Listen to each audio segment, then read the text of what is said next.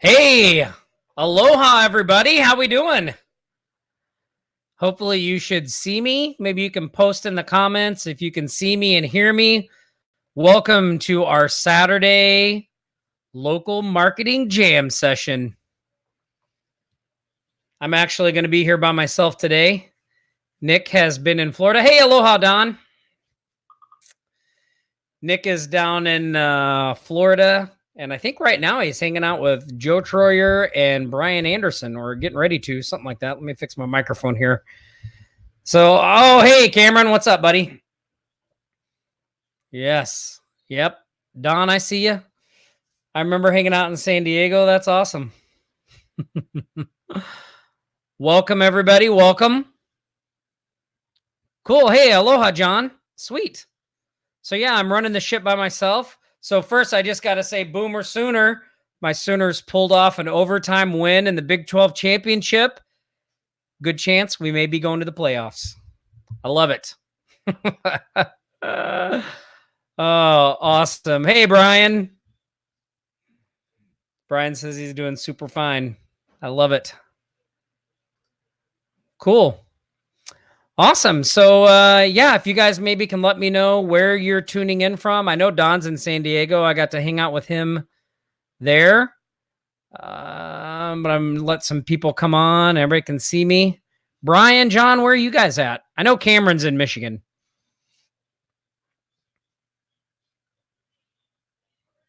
I know there's a little bit of a delay. Yep. Cameron's in beautiful Michigan. Not just Michigan, beautiful Michigan. It's got to be cold there, Cameron. I don't like cold places. It was 78 degrees here yesterday. It was practically snowing. I had to wear long sleeves. It was crazy. Awesome. All right. Well, Simon's in New Zealand. Awesome. Yeah, Cameron says it's getting a little chilly. Steve from Maryland. MA is Maryland, right? Yeah. Australia for Brian. Awesome. Man, world travelers. Oh, Shushan. Hey, Shushan. You made the live. That's awesome. Shoshana's in Jamaica. I would like to go to Jamaica and visit there. John is in Colorado. Says the snow's finally melting. Yeah, Nick's been hanging out in Denver for the past few months. Awesome. Awesome. Well, guys, we're going to do a couple things here. First, I do have some shark shout-outs that I would like to get out of the way here. I am going to share my screen, and I'm going to show you here. You guys should be looking at the local marketing jam. We need to update that picture, me and Nick. Cameron, use a better picture. I do want to do some shark shout outs, and oops, why can't I get on here? Here we go. Let me turn on my slide navigator. Oh, there we go. Sorry, having a little technical difficulty here.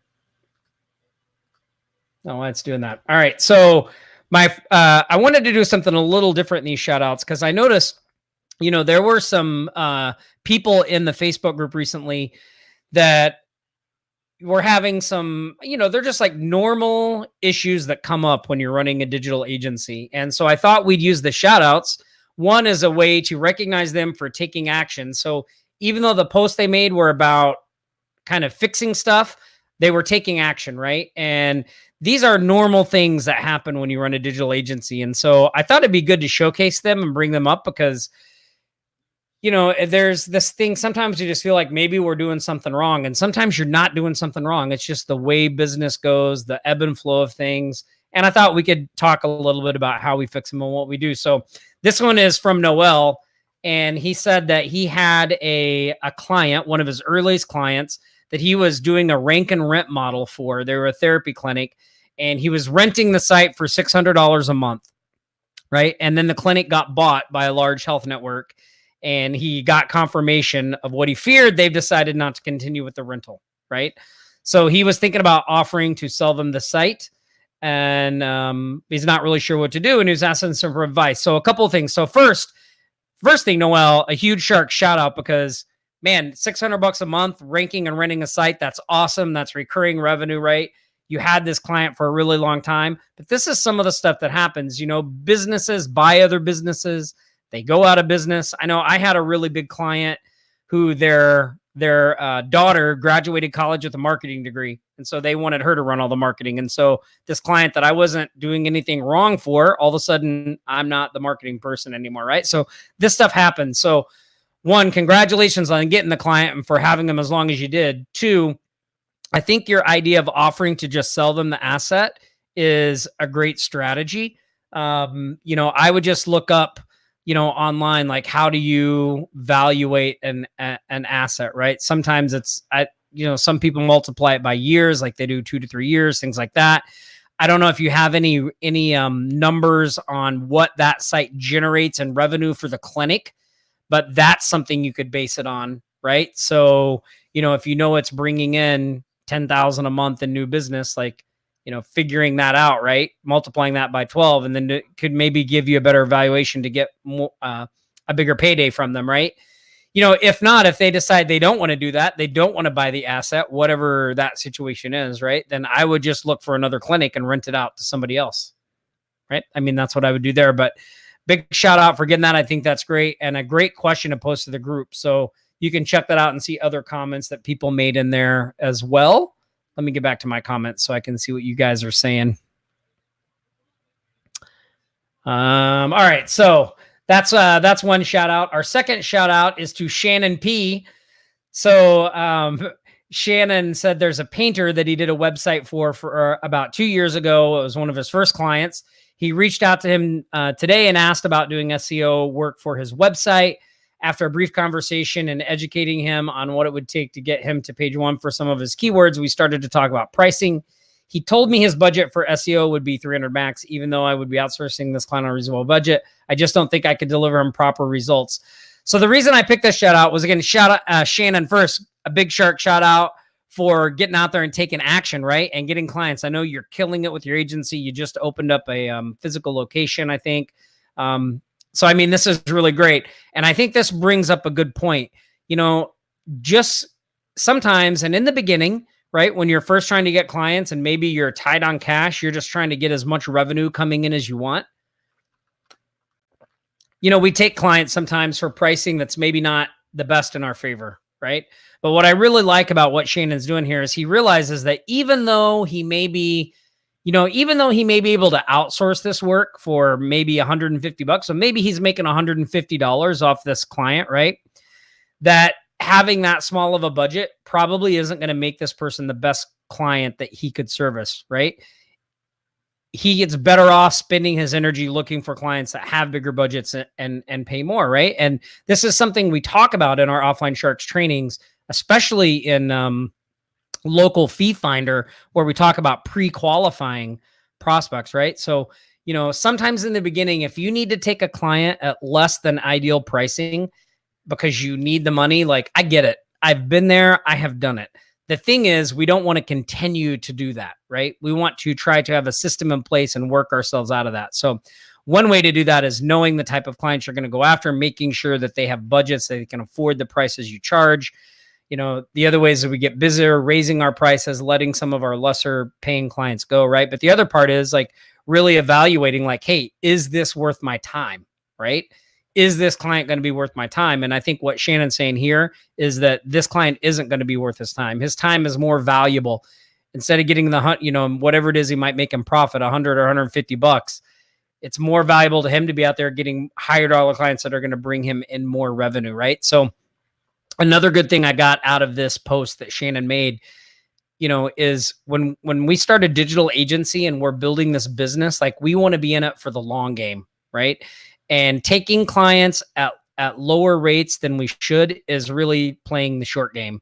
That's just like, I need money now, which may be the case. And maybe you're in dire straits and you have to do that, which I'm not saying there's anything wrong with that. You just don't want to keep doing that. And you eventually want to be looking at the long game. These types of clients aren't going to sustain us long-term, right? So would you be, maybe you might make a quick $150, but how much time are you going to lose so that you could be building a client that's going to get you to the financial goals and get you to that point of being able to quit your job or independence or whatever it is you're going for quicker if you don't focus on these types of clients. So Shannon, Great thing here. And I wanted to do a shout out for that. Also want to give a big shout out to Zachary Smoosh, man. It seems like we shout out to this guy every week. He's totally awesome. He's just killing it. I love his hashtag kaboom. So he talks about how he got a client who they wanted a website logo app. Then he got the inquiry who wants a website about the same time. Now this evening, someone messaged him asking about a website plus logo. So he said several people recommended me to him. So I'll let you guys know what happened. So Zachary, way to be out there taking action. That's really awesome. Zachary is just killing it. Like, I mean, I really get a lot of inspiration out of watching Zachary and seeing the results he's getting and what he's doing. Super proud of you, man. So way to go. Big shout out there. So that's the shout outs I have. So, and I should mention a shout out to another fellow local agency owner out there, Steve Rosenbaum. You can't see it, but off to my little space over here, Steve Rosenbaum sent me this huge, like gorgeous cigar humidor. That's like, it's gorgeous, dark wood. It's got a lock. It holds like 150 cigars. Just send it to me with cigars in it. So Steve, man, thank you. I appreciate it. I'll make a post with a picture of it on Facebook too. So awesome. Hey, so I see Ron Metler. It's from Idaho. Awesome, Ron. I don't know. I can't tell if my comments have froze up or if you guys just aren't making any. Cool. So let's see what else we want to talk about. So I got our shark shout outs, right? There was another great, here, let me stop sharing my screen. We'll go back to this in a minute. There is a great post inside the Facebook group as well that Nick made asking about introverts versus extroverts. So I thought maybe we'd talk a little bit about this. So let me ask you guys a question. What do you think?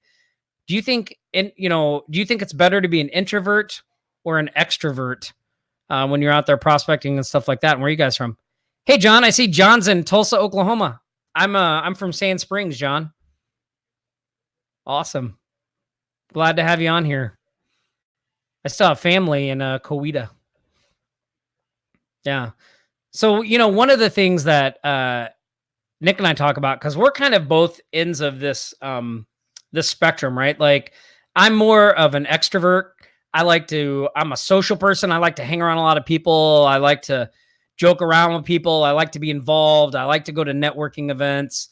I'm not really like super comfortable with sales and stuff like that. Like, I struggle with that, but I don't mind being around people, right? Like, and I like being at parties and interacting and all that stuff. It doesn't intimidate me at all.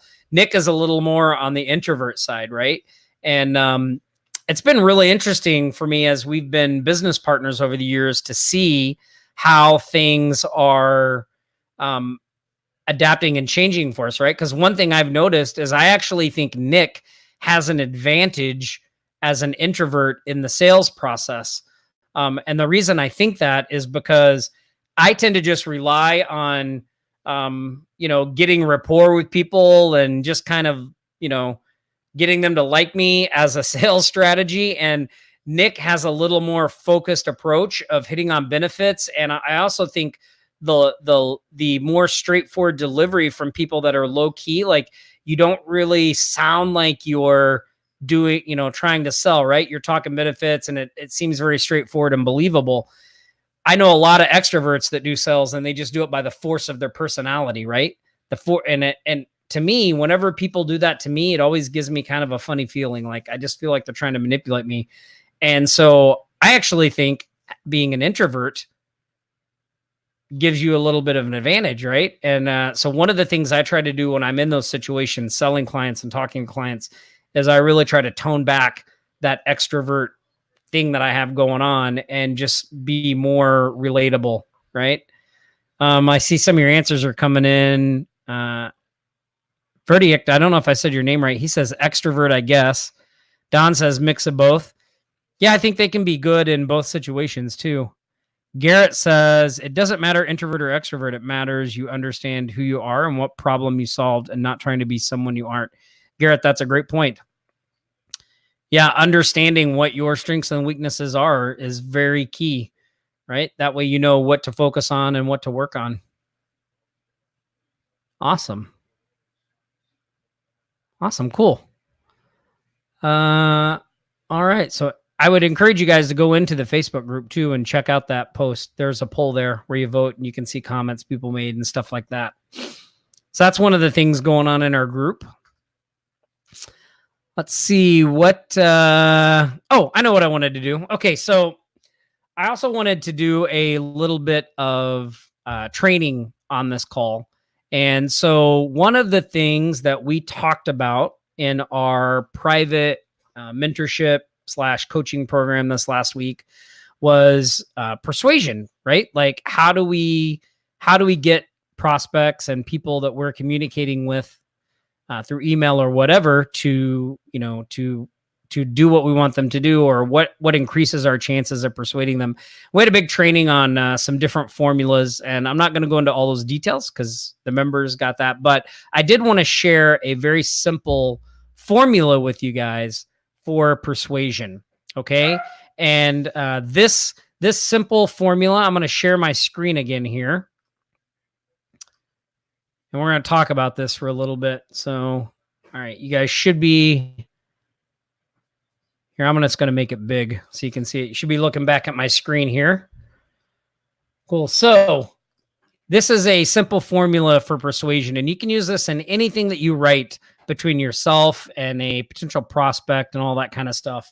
And the formula is PAS. Anybody out there maybe know what that stands for? Oh, I see Tom's Jones just made it to the jam session. Awesome. So I know there's a little bit of delay between me seeing the comments and what you guys are putting on here. So I'm going to go ahead and tell you what this means. PAS, this is a very simple persuasion formula, right? And actually got this from Cameron. I'd forgotten all about it, but it stands for pain, right? Agitate, and solution. So if you think about this, whenever you're putting together any type of written communication with a client or a potential client, right? If you just write out what it is you want to say and then go back and look at what you've written and put it through the lens of PAS, pain, agitate, solution, right? So look at what you've written and you say, look, in the beginning, am I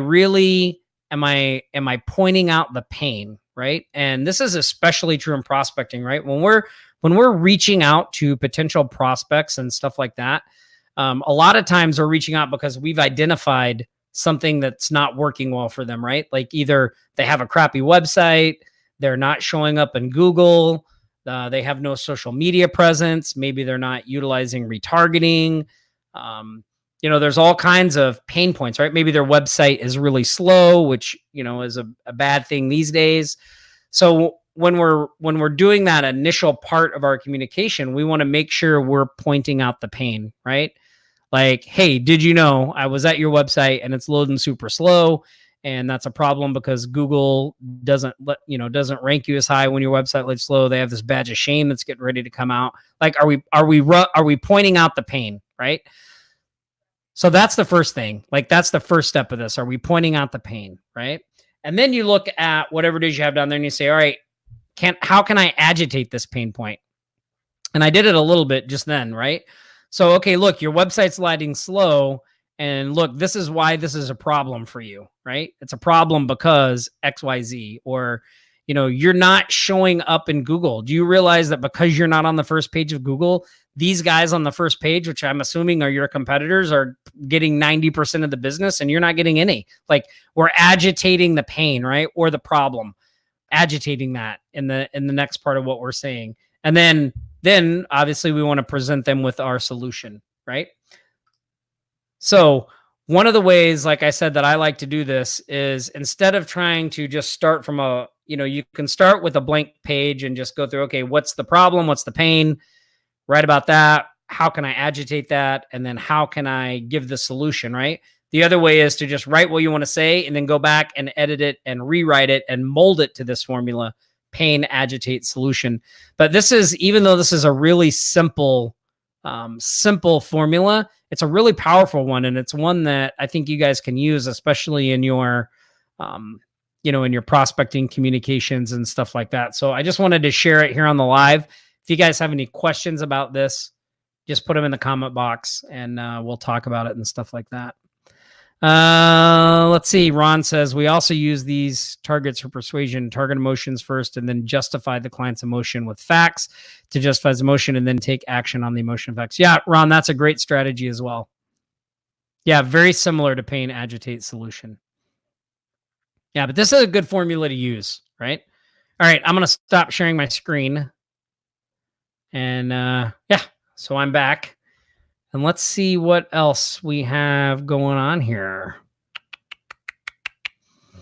Why don't we do some Q&A? Let's do some Q&A. What questions do you guys have for me? Hold on one second here.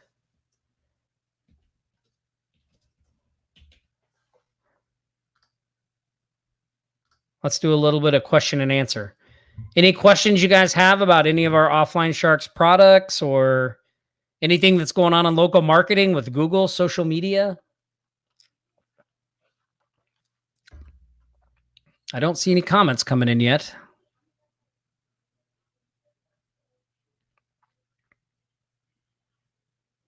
If you don't have any questions, I have some other things we can talk about too. Okay. All right. Well, I don't see any questions. If you guys have questions, type them in. Either it can be about the pain agitate solution that we just talked about. It can be about anything you've seen in the Facebook group, any of our products, or just a general question about getting clients or, offering a service, anything like that.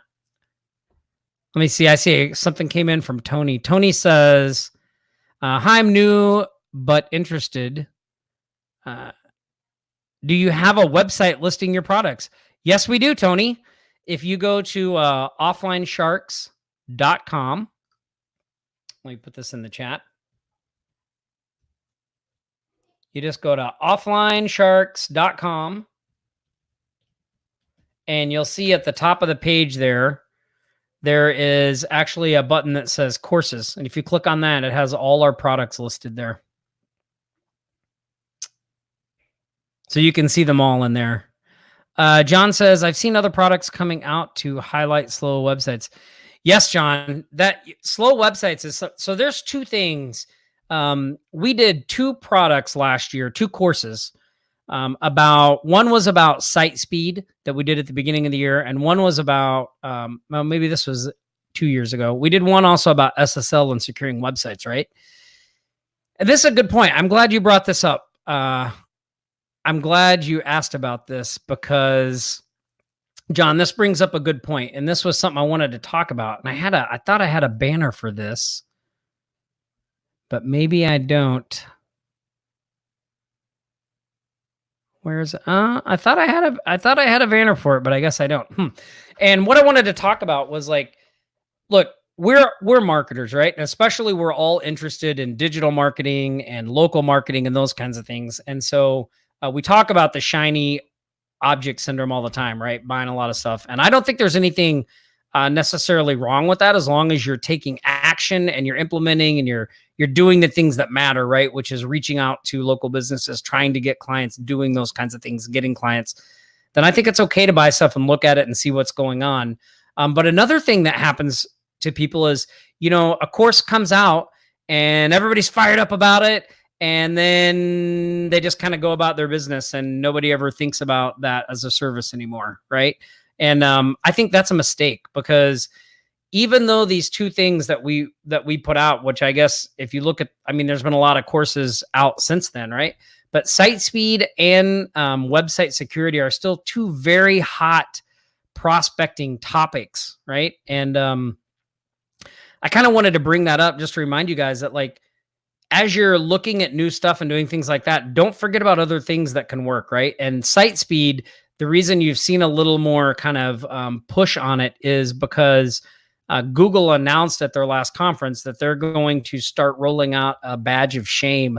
And so anybody who has a slow loading website, when somebody tries to go to it, there's a screen that pops up that says this website normally loads slow, instead of taking them directly to the website. And that's going to affect a lot of websites, and local businesses, when they see that, are going to want to fix it, right? It's just like they did with the badge of the not secure warning, the site isn't secure. So this is kind of Google's way to get more people to speed up their sites and make the web a better place. But those two things aren't going anywhere, right? Optimizing your site to make sure it loads as quickly as possible, and making sure you're doing everything through SSL. So, don't forget about those services. And maybe there's other things out there too. I still think websites, which not a lot of people talk about, but man, websites are such a bread and butter service, right? Your chances of running into somebody that's going to need help with something website related is so much greater than just about any other service out there. And also, websites make a great launching point for other services, right? So, all right. So that's, I hope I answered that question. Let's see. So Cameron, I saw Amber got that. Ron says, any training on retargeting? So Ron, we don't have any internal training on retargeting.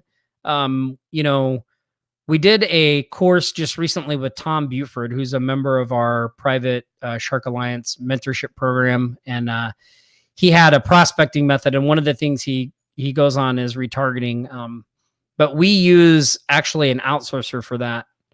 And so we promoted the course that we actually use for that after that launch. But we don't have any training yet on it. Not saying it's not coming. We just don't have any training yet on it. See, Tom Jones says, can we have more than one map for types of businesses with any one website? Tom, are you asking about for your influencer site?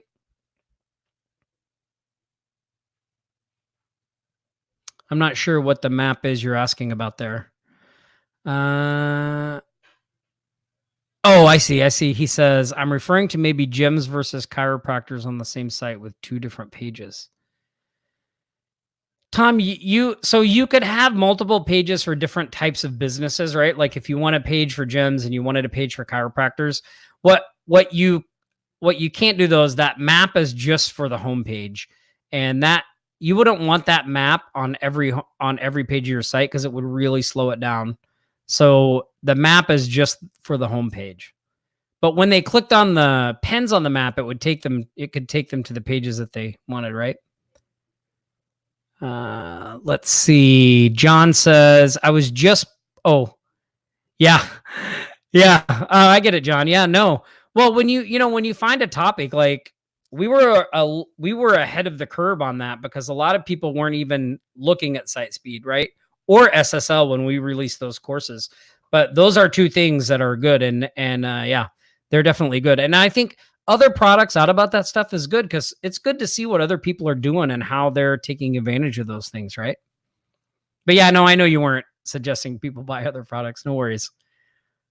Oh, that's awesome, Ron. I see your comment there. That's cool. Yeah, keep me posted on that. Brian Duckworth says outsourcing website creation. All right, Brian. Yeah, I can talk a little bit about that. So Nick and I have some very specific views on outsourcing and how we do it, right? Like I know in the beginning of my agency, I tried to do a lot of the work myself, and it didn't work out that well. I also tried to outsource and had some issues there. So I've been through, the ups and downs of all that stuff. And really the strategy and the philosophy that Nick and I, kind of fell on is like, we definitely don't want to be doing the work ourselves. We want to be outsourcing that stuff. And so we find our outsourcers through Upwork. And so basically what we did in the beginning is we would reach out to we'd post a job like, hey, I need somebody that can do websites, WordPress, whatever it is. The more specific you can be about what you need, the better. Then applicants would apply to us, and then we would go through an interview process, right? We would look and see if they filled out the application, like try to get a sense of them. We'd pick out the ones we thought were going to be the best. We set up Skype interviews with them. We go through that whole interview process. And even though we may not have a project or job for them, and then when we talk to them, we just basically we're upfront with them. And we're like, hey, we have a digital agency. We're always looking for people to help us fulfill our services. And I don't have a project right now, but if I have a project in the future, I want to find somebody who can help me. So, what I want to talk to you about is like, what do you charge? What would the pricing be? What are the parameters? So we basically find out everything we can about our outsourcer, and they're like, yeah, I can help you. So now when we get a client and we get paid, then we hire the outsourcer, so we don't have to use our own money. So that's kind of the strategy we use with that. Let's see. Cheryl says, regarding the agency growth machine site, what type of offline services have you found beneficial for generating leads? Flyers, send out cards, networking, and more. So Cheryl, yeah, there's a couple of things that I've tried in my agency that have really worked. One is I've had a lot of success here in Maui with a direct mailer thing I do. It's like a jumbo postcard, and it has 7 businesses on each side. And I have a designer that designs it, and I print up 10,000 of them and I mail them out. Right. It's very straightforward. Like, you could do that business just based off of what I just said. It's like, you just go out and get the businesses to sign up, give them a spot, and you mail out 10,000 of them through the Every Door Direct Mail program. So I've had a lot of success with that. I've also had success with the, somebody earlier was talking about the rank and rec model. I've had success with that as well, where I built a site around the moving niche and then ranked it, and then I rented it out to a moving company. That was a great way to generate leads for them. I would look at, and I think if you're talking about for your influencer site specifically, I think building out your influencer site ecosystem. And what I mean by that is like connecting it to a Facebook page, maybe having an Instagram, and doing some social media marketing for yourself and your influencer site is a good way to get buzz and some more activity going. Right. But if you're talking about doing leads for specific clients, I think a lot of people overlook direct mail. And especially, a lot of businesses in your area probably have huge customer lists that they've never tried to reach back out to, like people that don't come to them anymore, that you could probably do some kind of campaign to reactivate them and get really big results. And those are really easy marketing campaigns to implement because the people have already done business with your client before. They just haven't been back in a while, so they're more likely to come back. Let's see. Don says, I need a website guy for a quote I'm working on. Yeah, Don, I would just do what I said. Post like you'll get plenty of applications. There will be no shortage of applications on Upwork. What you want to do is like, just, the whole process from the time you post the job application to actually bringing somebody on to help you is the interview process, right? So you want to like pay attention and find out like what time zone are they in? When do they work? How can they communicate with you? All that kind of stuff. Tom says, by the way, PJ gave me some terrific support this week. Thank you. Awesome. Glad to hear that. Yeah, our support team works really hard. They do a super great job. Yeah, I will do that, Tom. I will do that. Michael says, are you providing them, the outsourcer, with the results of the fee finder intake form? No, Michael, we do not do that. Well, I mean, we share all the details of the project, but we don't discuss with them like the client's budget or anything like that. But any details that they need to build the site, but we don't share the fee finder thing with them now. Hey, Diane, aloha, welcome. Fran says, my question is, how do I get my question answered? It never happens. Well, I'm answering your question right now, Fran, but where do your questions not get answered? Let us know. Brian says, is your outsourcing process in the training? I think I've got most of them.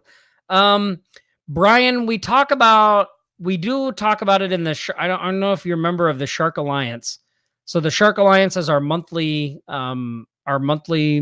mentorship program, and we have a lot of training in there on it. Let's see. Grant Deller. Hey, Grant. Cheryl Stresser says lumpy mail rules. Yeah, lumpy mail is good. Oh, Fran says, no questions I ask on the Shark Show. Ask me a question, Fran. I haven't seen. I just now seeing. Let's see. Cameron wrote says, "Yep, reactivation campaign number 1. Yep, yeah, they are." Ron says he got 2 leads from his agency growth machine influencer site by sharing their post from the local buy sell group. They messaged me with a thank you and now want a listing. One was real estate and one was car sales. That's a good tip, Ron. Thank you. Fran says, I asked above what. Oh, I didn't see that question, Fran. I wasn't trying to ditch you, I promise. What CRMS people are using? I'm drawing a blank. What is CRS? Is it a CRMS? CRMS? I'm drawing a blank. What does that stand for? I know I should know that. Brian Duckworth says, yep. Yeah, you'll find it in there, Brian. If you go into the Shark Alliance like media training library, and there's a section there called growing and scaling your agency. And there's a bunch of outsourcing stuff in there. There's even example job postings, templates, things like that. Oh, she uses Airtable, and I've used Pipedrive and Zoho in the past. So yeah, Fran, we use Zoho, and I believe we're using Airtable now.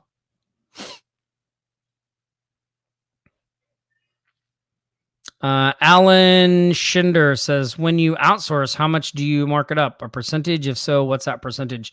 Alan, no, we don't really have a percentage of markup, right? So what we do is we actually work out our numbers kind of beforehand, right? So what we'll do is say, this is how much we want to make a month, right? This is how much our overhead is. These are all our expenses that we have to pay each month, bills, all that kind of stuff, right? We'll figure out how much we want to make each month, and we'll basically reverse engineer that number into an hourly rate. Now, once we have that hourly rate, we use that as kind of a baseline to estimate our project. So, for instance, if we have a project and, it looks like it might take whatever it is, 10 hours of work, then we'll multiply that by the hour rate to get a number. You'll kind of get a feel for how long projects take and all that kind of stuff as you go.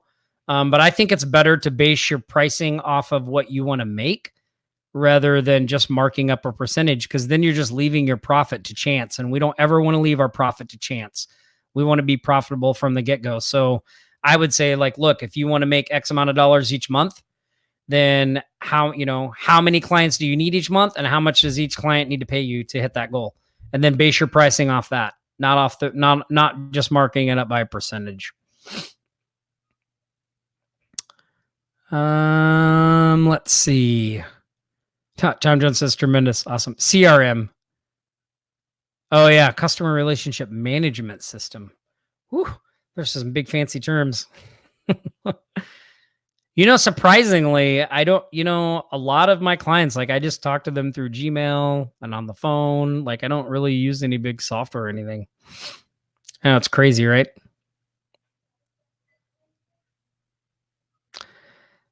Cool. Let's see. Oh, hey, Michael has a good comment here, and that can bring us up to a new set. And if you guys still have questions, you can still put them in the comment box, but I'm going to just talk about something else for a minute, and then I'll come back to your questions. And it's a little segment I call What's Tom Reading? We've been doing this the past couple weeks, and I wanted to highlight a couple books, and I forgot to grab them off my bookshelf. Hold on.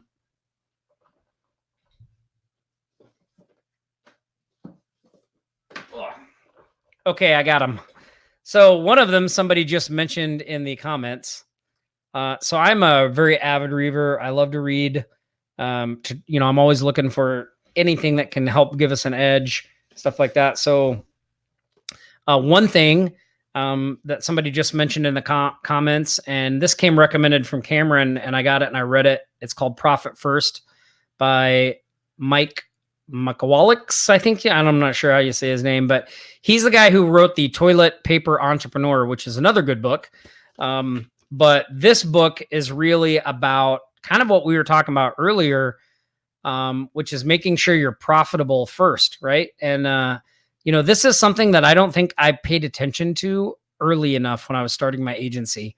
I wish I'd implemented some of these things a lot sooner. So highly recommend you get this book. It will give you a good idea of how to kind of set up your finances and make sure that you're actually making money.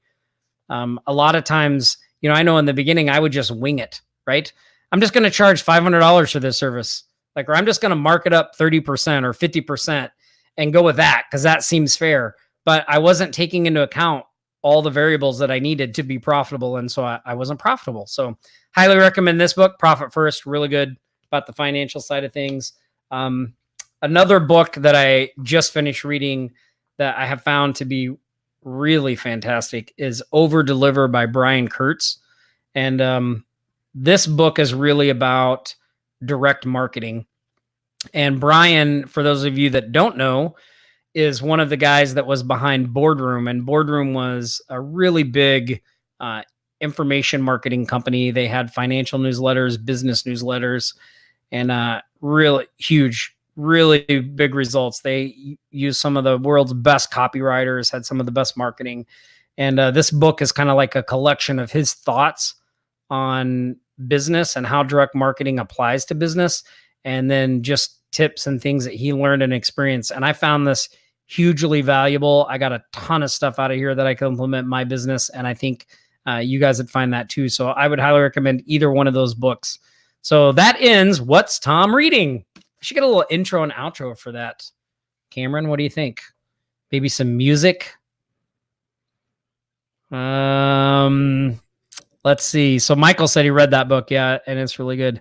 Ron says, hey, Tom, did Chris Winters get a hold of you? It looks like you're tolling up. Hey, Ron, that's so funny that you mentioned that. Yes, Chris Winters did get a hold of me. So, yeah, some of you may have noticed that I've lost a little over 40 pounds, right? And I don't know if I really talked about this on the training, but I'll tell you guys kind of how it came about and what I've been doing. Because Nick is in shape and he's very health conscious, and he's been in shape ever since I've known him, and he's bugged me to get in shape. He's like, man, you should try to get in shape, lose some weight. Like, you'll feel a lot better, especially since we work in front of the computer and all that stuff. And I don't know, just for whatever reason, I didn't do it. And then we got invited to join this mastermind group, and we were out in Barcelona, Spain, hanging out with these guys. And I was hanging out with Chris Winters. And Chris was like, they were talking about losing weight, and Chris is in stellar super shape. And him and I were talking about it, and he said a couple things to me that just got me thinking about getting in shape. Right. And I was like, I don't know why am I resisting this? Like, why am I not doing it? Like, what's the holdup point? And so I just decided to do it. So he actually gave me access to a course that he put out where he shows about how to eat and the workouts. And it's kind of like the keto style of eating. And you do like some intermittent fasting. So I eat between 2 p.m. and 8 p.m. every day. And I eat keto friendly foods. And then I work out 3 days a week. And the workouts are only like 30 minutes. It's really easy to do. So I've been doing that for a little over 6 months now. So yeah, I lost 40 pounds, had to buy all new wardrobe. I went from like a size 40 in my waist. Now I'm down to a size 32. And yeah, it's crazy. So it's been really great. I've felt better, right? I felt better. I feel better on camera. I feel better talking to clients, all that kind of stuff. So, I've been putting it off forever doing it, right? But I finally was like, it's time to take some action, right? And I don't know how you guys are, but that, like, I can do that with things. Like, for just some reason, I just don't do it. Like, I know the secret is to take action and do it, but then I just don't do it. And sometimes I have to start thinking about it and contemplating it and really thinking like, why am I not doing that? And how can I incorporate this into my life? And then I just start doing it, right? Then you just got to take action. So yeah, it's pretty funny. Who would have thought that the way to lose weight was to change how you eat and go to the gym? I never would have thought that. Like, I was surprised.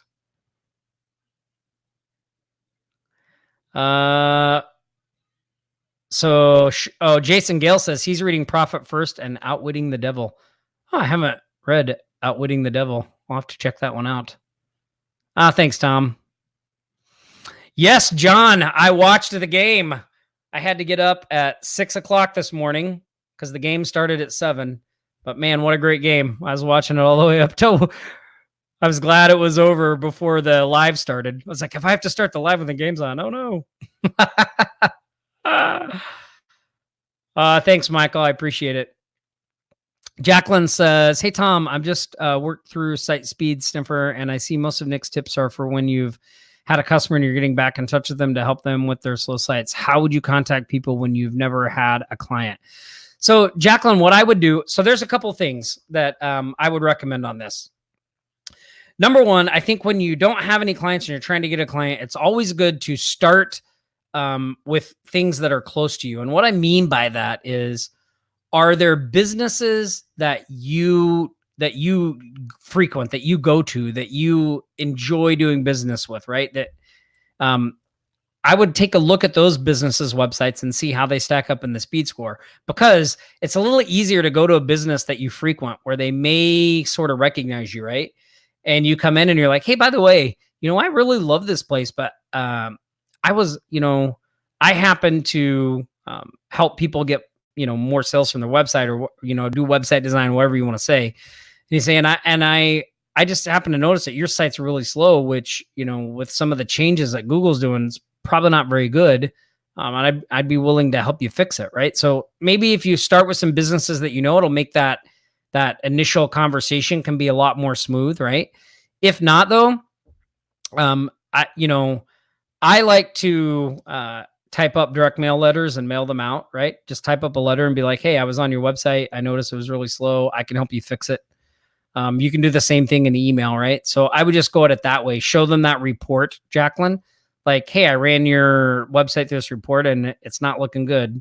I can help you fix it. It's not expensive, those types of things. So that's the kind of the way that I would go about that. George says, look, oh, thanks, George. Oh, thanks, Jacqueline. Yeah, George says, yeah, go figure. That's how I felt about that. Change your diet and working out. Like, see, like I don't know, are any of you guys this way, but I can really overcomplicate things, right? Like I can decide I want to do something, and then I'm like, I want to go out and find the most efficient, best way to do it. Like I need to know how to do it in the shortest amount of time. And like the whole time that I'm doing all that, I'm not doing it. Does that make sense to you guys? Can you relate to that? So I don't know why I do that. I'm getting better and better at not doing that. Because what I've found is it really comes down to action, right? Most of the things that I've been able to accomplish, not just in my life, but in business, have come down to doing the very simple fundamental things, but doing them consistently, right? Like when we look at growing my digital agency, there was never really any, any software I bought that just like all of a sudden turned things around. What turned things around was consistently prospecting and consistently talking to local business owners and doing that until I got one client and then 2 clients and 3 clients. And then it just it kept going from there. Right. So, it was all about doing those fundamental things and taking the action and just keeping going until I got the results I wanted. Right. And so it's been the same way with losing the weight. I thought there was all these other kinds of ways to do it, but the way to do it was to change my diet and start going to the gym. Once I started doing those things, then it started to kick in. And now there's other things I can do there's things I can do now to streamline that process and make that process more effective. But it's just the getting started and doing it is the first step of all that, right? So don't get so wrapped up in all the trying to be perfect and knowing the advanced ways and the ins and outs. Like a lot of times when you're talking to clients, you already know way more than they do about marketing, and just implementing some of those real basic things will make a drastic difference for them. All right, I'm off my soapbox. Michael says, me overthink? Let me get back to you. I have to think about that before I answer. Yeah, exactly, Michael. Yeah, you're right, Don. Books, videos, training, take action. Yeah. Jacqueline says it's simple but not easy. You're absolutely right. It's simple but not easy. That is really, I think that's really key. And staying consistent, like figuring out ways that you can stay consistent is really the hard part, right? Like, cause there's a point, when and I know what this happens with working out, like, even though you're seeing the results and all that stuff, it's like you're doing the same workouts, you're eating the same foods, and you just one day you wake up and you're like, I don't want to do this today. The trick is, can you make yourself do it anyway? Right. And it's the same thing with prospecting. You're going to be fired up to prospect and get clients. And you're going to start prospecting. One day you're going to wake up and you're going to be like, man, I don't feel like prospecting today. But can you find it inside to just go ahead and do it anyway? There's a lot of days that I don't enjoy prospecting, but I do it anyway, right? Some days I don't enjoy going to the gym, but I do it anyway. And what I've kind of had to come to terms with for me is like, even if I only reach out to 3 businesses, at least I did something, right? It's just not doing anything that's the killer. So when it comes to prospecting, if I wake up and I'm like, I don't feel like prospecting, I'll think, you know what? I'm just going to reach out to 5 businesses and then I'm going to call it quits. At least I did something, right? I don't have to feel bad about not doing nothing. When it comes to working out, sometimes I wake up and I'm like, man, I don't want to go to the gym today. But I go, you know what? I'm going to go to the gym, even if I just kind of half, even if I don't put my full effort into the workout, at least I went and did something, right? And so far, that shift in thinking of being like, yeah, sometimes I'm going to feel like not doing it, but I need to do it anyway, even if I'm not doing it at my full potential, right? Still just doing it and going through the actions has made a big difference for me. She also says, how much can you eat without putting weight on?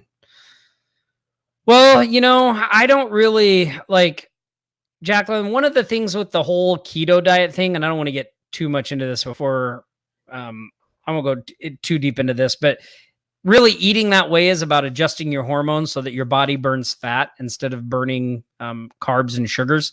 And so a lot of times what happens is, I can eat however much I want between that time frame as long as I eat certain kinds of foods, and it kicks my body into gear. So maybe Google the keto diet, just take a look at what they're talking about there, because I don't know, some people, Nick tried it, he hated it. He hates the fasting part of it. And but it's okay for me, so it works for me.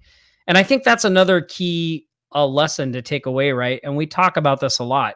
When it comes to prospecting, like, the best method is a method you can be consistent with, right? When it comes to a diet, the best one is one that works for you, that you can be comfortable doing and you're okay with.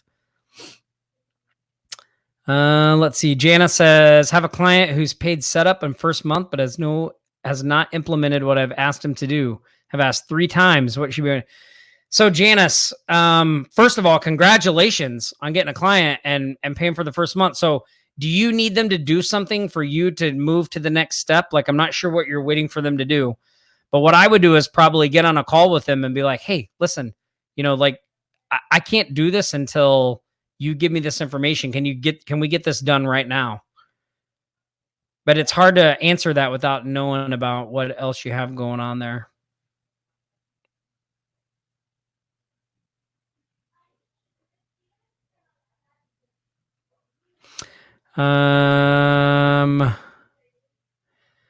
Jacqueline says she wrote a good quote. Since when did you have to feel like doing something in order to do it? Yeah, exactly.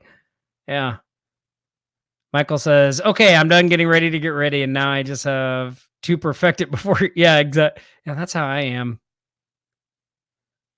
Yeah, Jacqueline, what's the book called? I think you mistyped she said, yeah. I don't think you meant to say that, right? Maybe you meant to say psychologist. Yeah, I'd be interested to know what that book is too. I'm always looking for good stuff to read. Awesome. Well, guys, I tell you what we're gonna do. I think we're coming up on about an hour, and yeah, boy, I was a little nervous about doing this by myself, but boy, you guys had great interaction, all that kind of stuff. So I'm gonna do like a little last call for questions. Anybody have any last minute questions or anything they want to ask me before we head out of here? And then I know that we've got a couple of things coming up. One, if you think of something after this, ask it in the Facebook group, or you can always send a ticket, offlinesharks.com/support. We'll get back to you. I know, Cameron, we have a live training coming up this week, right? Let me look. I got to get the exact date of that. Hold on. I don't know if you guys have registered for that, but you should definitely do that. Maybe, Cameron, can you drop a link in the comments so if people aren't signed up for our live training this week, we can do that? Thanks, Michael. I appreciate that. Jacqueline says the name of the book was Sorted: The Good Psychopath's Guide to Bossing Your Life. Huh. I'm going to look that book up, Jacqueline. Sorted. Tim says, do you think it's ethical to pitch my own MLS on services? Some are in desperate need and don't even know it. Tim, I don't think that's unethical at all, man. I think that's a great like if it's an MLS that you're involved in and you can show those people how to more effectively do what they're doing, I think that's a great client pool. Jana says, yes, I can't move until it connects to my system. Easy to do. Sent video to show how and sells it on it. Yeah, Janice, man, that's a problem with clients. Sometimes they just don't do what they're supposed to do. Yeah, I would definitely maybe give them a call. You might have already done that, or maybe just show up there and be like, hey, we need to get this done. So I just thought I'd stop by and we could do it real quick. That might be another good way to do it. Ron says he just stopped blatantly eating sugar. Yeah. I cut out all that stuff too. Finding good substitutes though was a challenge. Yep, Monday. So there's our line there's a link for our training on Monday. You guys will love that. Awesome. Yeah, hold on. Let me see something here. We may have a couple different things here. We've got, what do we have coming up here? So Monday at 3 p.m. Eastern, we have our Shark Alliance live coaching call. We do those every week. Wait, where am I at? Here's 7. Yeah. And then I think we have another live training for everybody else that afternoon. Yep. And then on Wednesday, for all of you guys in Agency Growth Machine, we have our monthly coaching call there. So you want to make sure you're on that as well. So awesome. Well, guys, really appreciate you all being here. This was super fun. Super fun. The Good Psychopath's Guide Success. Huh. I'm going to look that one up. Awesome. Well, guys, thanks so much for being here. I don't see any other questions. Glad you enjoyed the session, Tom. Really appreciate you guys being here. Cameron, thanks for all your support and help in the comments and stuff like that. We'll see you guys on our other live trainings this week. Again, if you have any questions, post them in the Facebook group under this video or send them to offlinesharks.com/support. And you guys enjoy the rest of your Saturday. Have a good Sunday, and we'll see you next week. Aloha, everybody.